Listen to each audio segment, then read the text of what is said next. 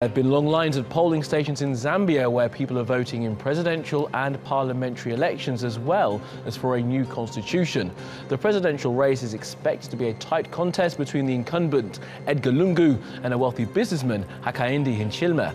The run-up to the poll was marred with violence, but there's been no sign of unrest so far on voting day.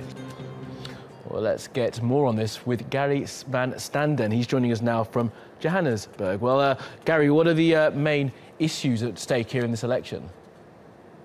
Yeah, well, good day, and yes, certainly. I think going well so far, but we're waiting for the outcome. That is really when the true test of this election is going to take place. But the issues are mainly the economy, issues around corruption, issues around governance, and just generally a desire, I suppose, from Zambian people like anyone else for looking for the party that's going to offer them the better life. Absolutely. And Gary, Zambia is unfortunately quite unique in across the continent as being quite a stable democratic country. That is quite a signal, isn't it, that these elections are very important for that to continue? Oh, no, absolutely. I think that is the most important thing about these elections, is that since the early 90s, Zambia has done nothing but consolidate and build on its democracy. It had regime changes without problem, presidents handing over power, etc., etc. No problem. And I think that, yes, it's vitally important that continue, and that for the first time in a very long time is under some threat this time around. And Gary, yes, as you say, there has been some violence in the lead up to this, but that has been put down to how close this election may well be. What do you put the sort of peaceful nature of this down to in Zambia in particular?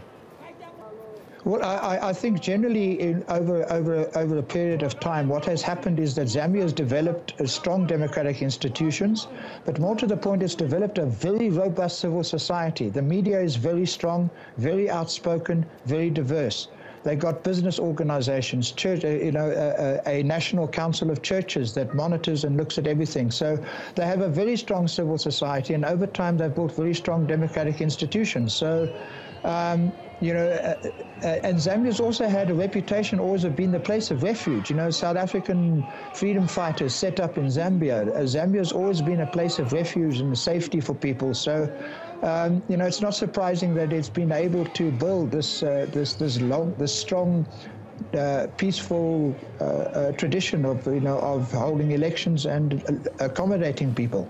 And the choice at this election, Gary, as far as I can understand it, is between the incumbent, who is left-leaning, he's been described, and a businessman who obviously wants to increase the economy and improve the economy for people in Zambia. I mean, which way do you think this is likely to go? I mean, the model of sort of economic change in Africa is Rwanda, with Kagame there, who's made that country very different from what it was 15 years ago. Do you think Zambia could be going down a more pro-business line following this election?